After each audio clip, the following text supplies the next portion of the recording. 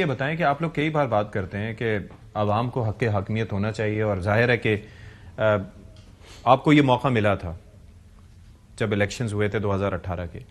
اس کے بعد اگر ہم ان درمیان کی کچھ چیزوں کو نکال کے واپس جائیں، 100 دن آپ کے دیکھیں یا اس کے بعد کے دیکھیں، کیا جو آپ نے عوام سے وعدے کیے تھے ان کو اس وقت ڈیلیور کر پائے، یا 3.5 سال کے اندر کچھ کام کر پائے تھے اس دوران؟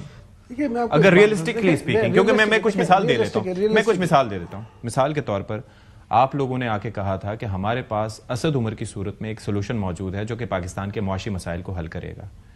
اس کے بعد پھر حفیظ شیخ صاحب، پھر شوکت ترین صاحب، پھر Hammad Azhar for the brief time, یعنی کہ جہاں پر تسلسل چاہیے تھا وہاں پر نہیں. نوکریوں کے وعدے کیے گئے، گھروں کے وعدے کیے گئے، یہ کہا گیا کہ اسمبلی کے اجلاس میں وزیر اعظم صاحب شرکت کریں گے. نواز شریف صاحب کو کرٹیسائز کرتے تھے لیکن خود جانا وہاں پر ممکن نہیں ہوتا تھا کہ جی کرٹیسزم ہوتا ہے. بنی گالہ سے جو سفر ہوتا تھا وہ 55 روپے فی کلومیٹر میں آپ کے وزیر کہتے تھے کہ جی ہیلی کاپٹر پہ اس طرح سے ہوتا ہے، 10 منٹ کا سفر وہ اس پہ نہیں ہوتا تھا. وزیر اعظم ہاؤس کو سب سے بڑی یونیورسٹی بنانے کا کہا گیا تھا عالمی سطح کی، وہ کچھ نہیں ہو پایا. اس کے علاوہ بھی کافی ساری چیزیں ہیں. تو میں یہ کہہ رہا ہوں کہ کیا لرننگ کیا ہوئی اس سے؟ کیا آپ نے گورننس پہ کچھ فوکس کرنا ہے؟ پھر جو آپ کہتے ہیں نا کہ عوام کے ذریعہ کی حکمرانی، جب منتخب نمائندوں کو فیصلہ سازی کا اختیار نہیں ہوگا، جن لوگوں کو عوام نے ووٹ دے کے بھیجا ان کی جگہ ایڈوائزرز آ کے فیصلے کریں گے، غیر منتخب لوگ فیصلے کریں گے، تو پھر عوام عوام کے ساتھ تو یہ انصاف نہ ہوا. پھر دیکھیں میں آپ کو 1-2 چیزیں بتا دیتا ہوں. سب سے پہلے بالکل 2013 سے ہم لوگ کے پی میں ہماری حکومت ہے. آپ کو کے پی کی ہسٹری کا پتہ ہے؟ کے پی کی ہسٹری یہ ہے کہ انہوں نے کبھی ایک پارٹی کو دوسرا چانس نہیں دیا اگر انہوں نے پرفارم نہیں کیا. اے این پی کے ساتھ ایسا ہوا؟ ہر ایک کے ساتھ ہوا ہے. اے این پی کے ساتھ ہوا ہے، متحدہ مجلس ایم ایم اے کے ساتھ ہوا ہے، پی ایم ایل این کے ساتھ ہوا ہے، ہر ایک کے ساتھ یہی ہوا ہے. انہوں نے کبھی دوسرا چانس نہیں دیا. مجھے ایک بات بتائیں، ان لوگوں نے پیپلز پارٹی پاکستان تحریک انصاف کو تیسرا چانس کیوں دیا ہے؟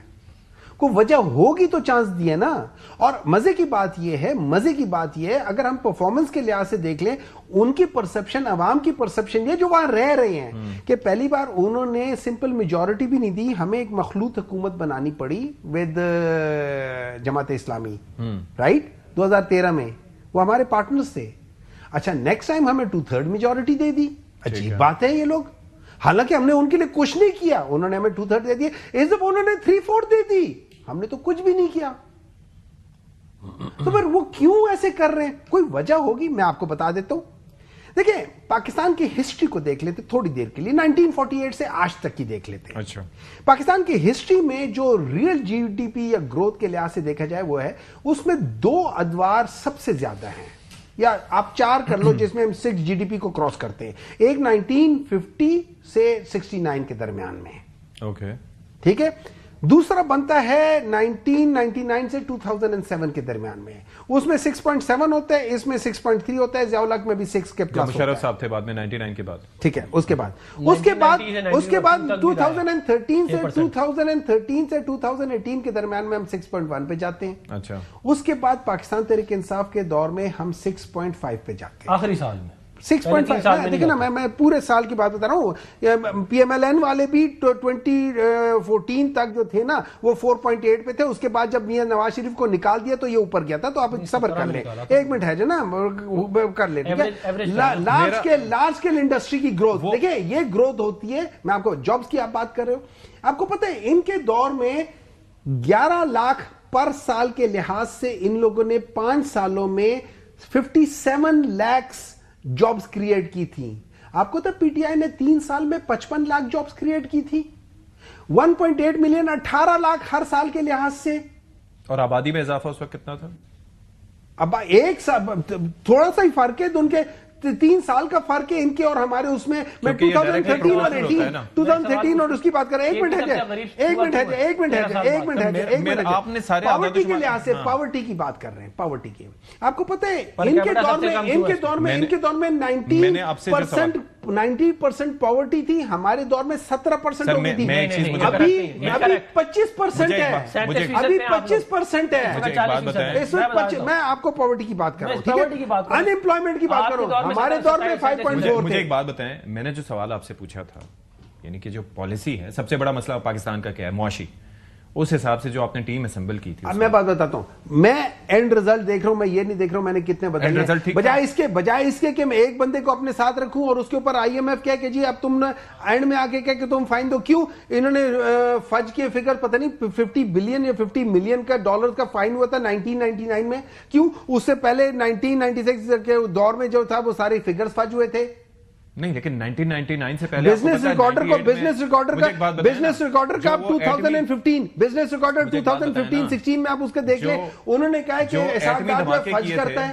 ایٹمی دھماکے کیے تھے, ان کی بھی تو کاسٹ بیئر کرنا پڑی تھی نا. آپ یہ بھی تو دیکھیں اس وقت ایٹمی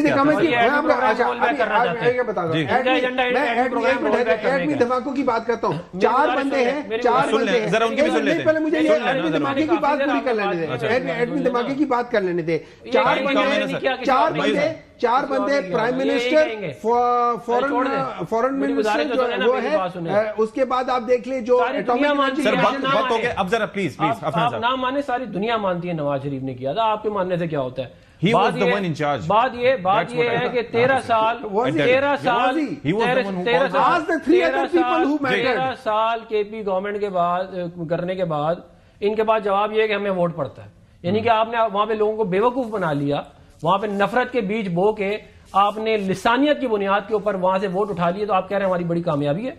بات یہ ہے کہ سوال کا جواب دیں کہ 13 سال بعد آپ سب سے غریب صوبہ کیوں ہے کے پی؟ آپ تو سب سے زبردست جماعت تھے. آپ تو کہتے تھے کہ پاکستان ایسے چلے گا.